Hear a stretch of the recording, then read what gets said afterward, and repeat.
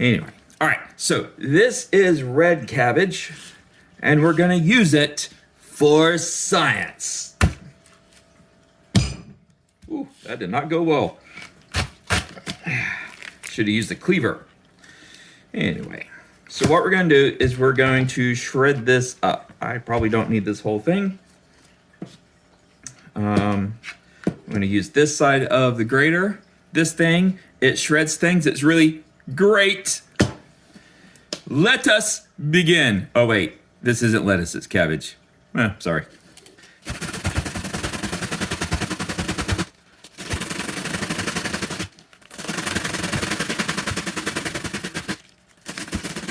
Put those in the compost. All right, so now what we're gonna do is we're gonna take this jar. Now this is a mason jar. Mason jars are used for canning. And when you can, you actually fill this up with your jelly to start with. And then my mom would always put them in a big pot with water up to here.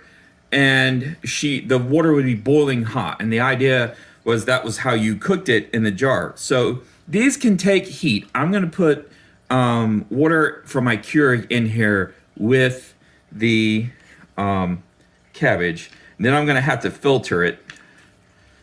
But we'll see that in the next stage. Okay, I'm just gonna put a lot in there. Probably not really measuring. There are measurements for this, and you can look those up. But there's my shredded cabbage. And so now let's get the water. All right, so now I'm going to run the hot water from the Keurig into it. You can also boil water and do this that way without having a Keurig.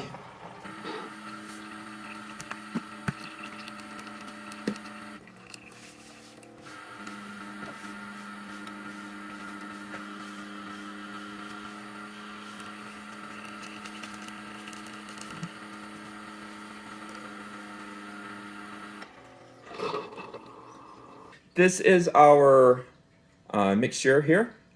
This is definitely heterogeneous because you can tell the difference between the liquid water that's turning purple and the red cabbage shreds that I made. Now this needs to set for about 10 minutes. So I'm gonna let this set. I'm not gonna make you watch the 10 minutes of this soaking. However, I do wanna throw some safety tips out there. This glass is hot, and all glass, some glasses are better than others, but all glass, whether it's a beaker in science class or a mason jar and you're making jams and jellies, or the Pyrex baking dish that you can put in the oven, they need to cool slowly, okay? If you take a hot piece of glass and put it in like cold water or something, it can very easily crack or break, and then that's going to cause problems.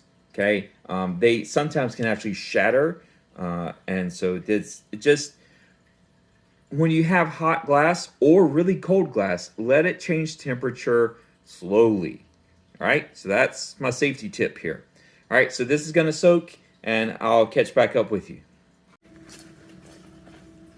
All right, so I have a bowl here with some tape holding some paper towels, because apparently I don't have coffee filters. That's what a reliance on Keurigs do. You don't have coffee filters.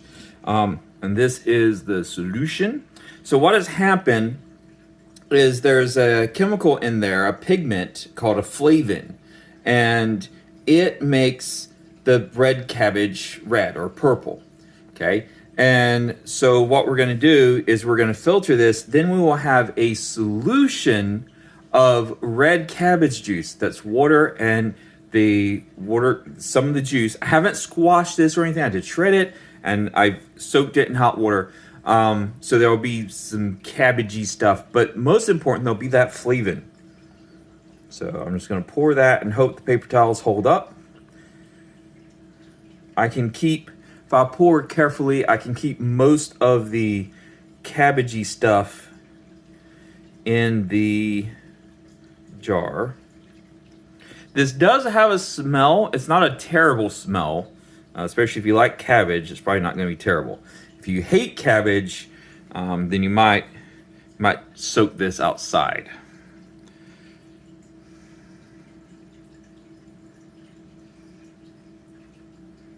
I'm just trying to get every bit of purpley goodness.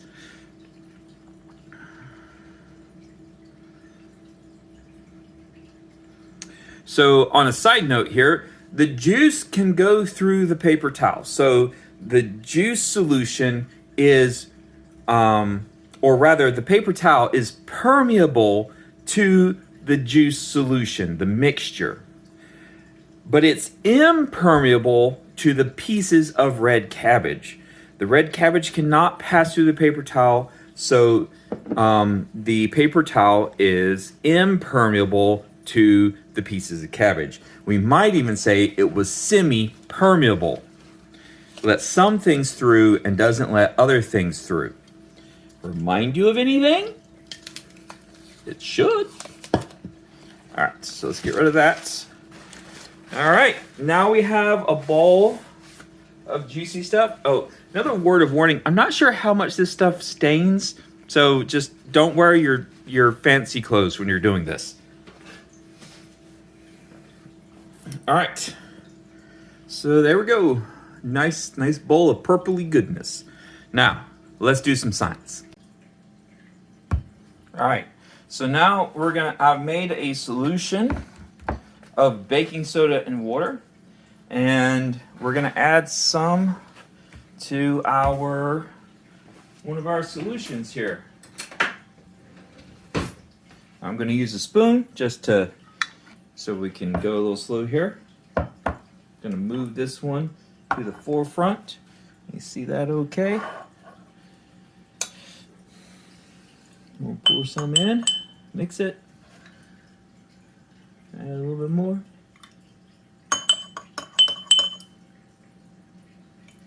A little more. Anything happening?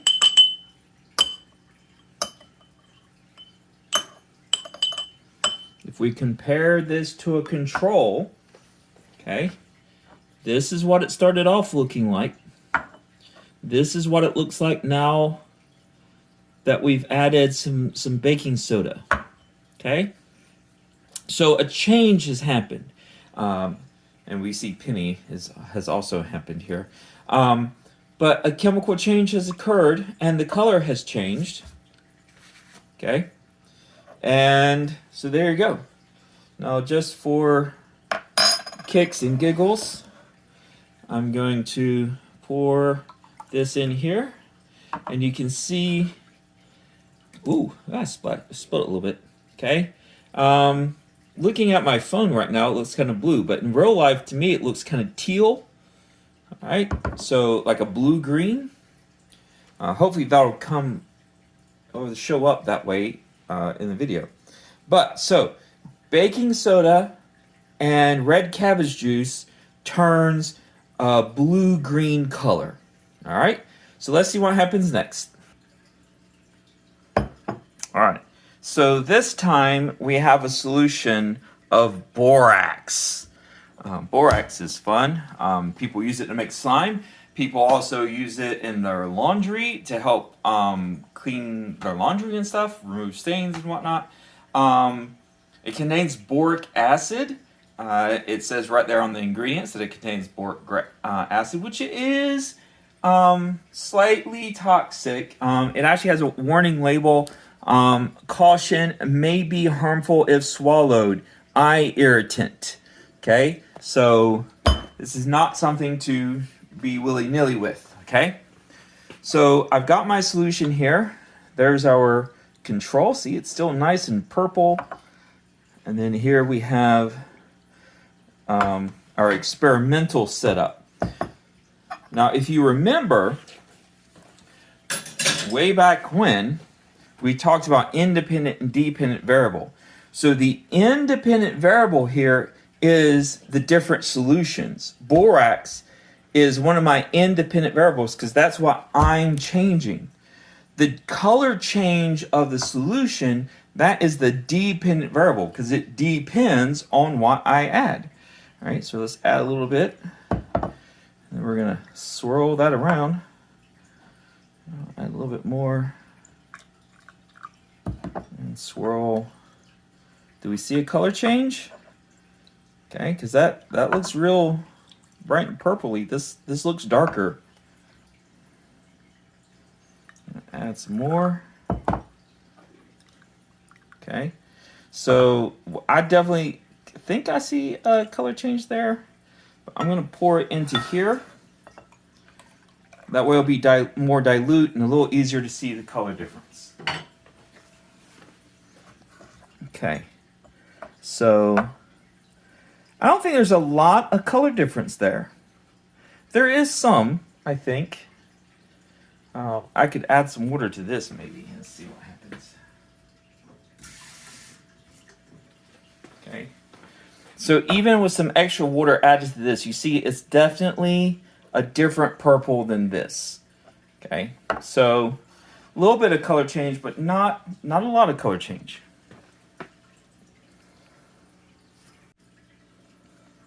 All right, so this time I have some Tums. Now these Tums say on their label that they are antacids. That doesn't mean they're acids from an anthill.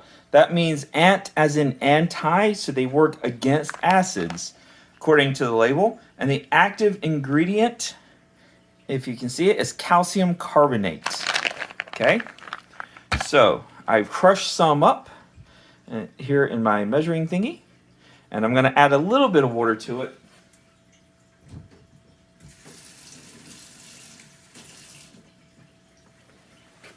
Just to start them dissolving. Sometimes we have to dissolve things so that chemical reactions happen a little bit better. Okay? And then I'm going to pour in, well, I'll pour a little bit into the thing there. And let's see what happens.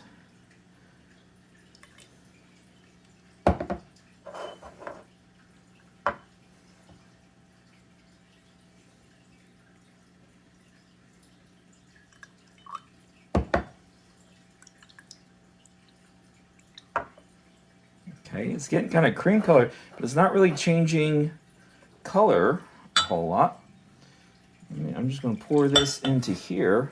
Well, it does certainly look, it is not, even though it's kind of like a cream color now because of the white from the antacid tablets, it is definitely looking more blue. Let's add a little bit more water.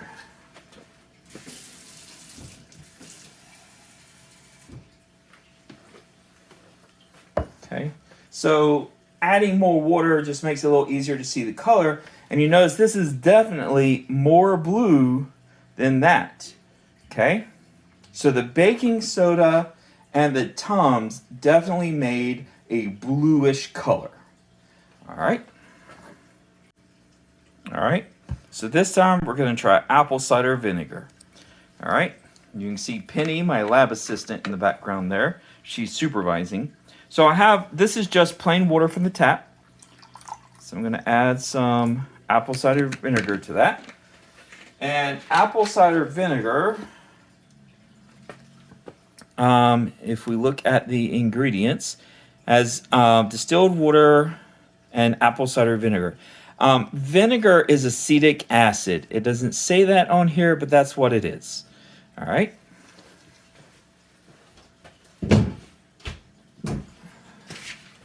All right, remember this is our control. We're not adding, we're not adding anything to that. We're just using it for comparison.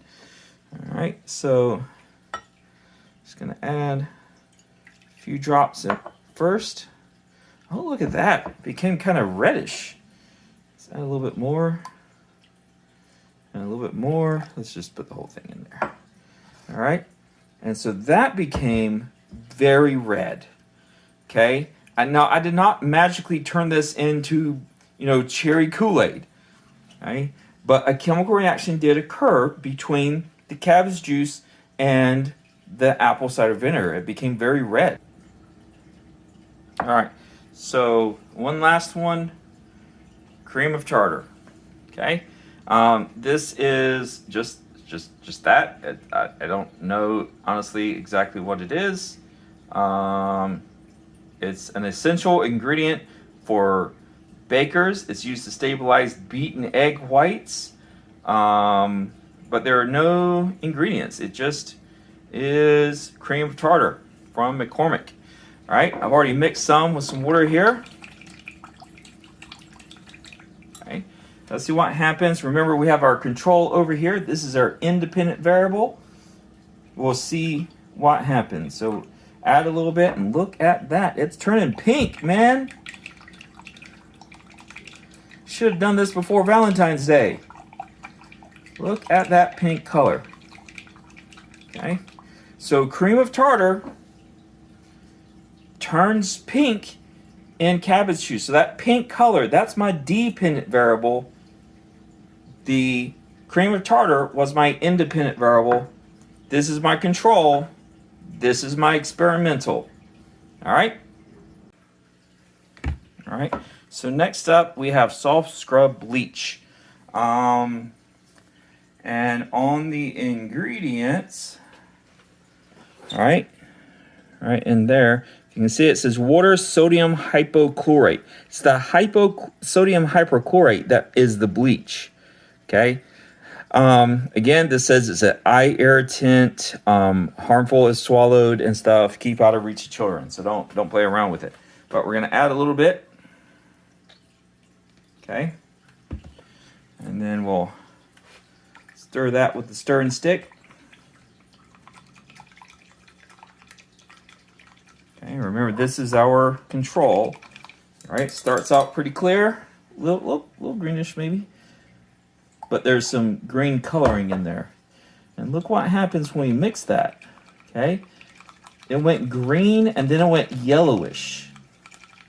Wow. So again, chemical reaction has occurred. Okay.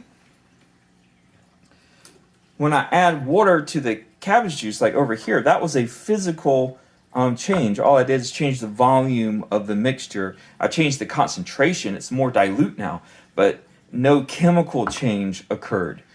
These changes, these are anytime when the color changed, that was a chemical change. And the color change is the indication of that. All right. Hey everybody, so we had red cabbage juice, started out like this, and we ended up in the last scenario something like this. Okay, so some of our additions, some of our independent variables cause this to change color. Some of them cause them to turn reds, some of them cause them to turn blues or greens or even a yellow. Okay, so I'm not going to tell you what's happening right now. Now, you can search it online and find it real easy. Don't do that. That's boring. That's the easy way. If you can get your hands on a red cabbage, okay, you don't need a lot. You could get the smallest head they have and shred it up or chop it. However your parents feel safe letting you do it. Soak it for 10 minutes in hot water. It probably needs to be hotter than tap water. The coffee maker worked great for me. Recipes online say to use boiling water, but I don't think that's necessary unless you're doing a lot of cabbage. Then maybe you need to boil the water. But yeah, look, take a experiment. Okay, go and be like, hey, what can I try that Mr. Furlow didn't try? What colors can I get? It might be interesting to see if you could classify different chemicals into groups based on what color the cabbage juice changes. But I'm not going to tell you what's going on. We'll talk about it in class. So that's how you're going to find out. All right? Have a good day. Stay curious.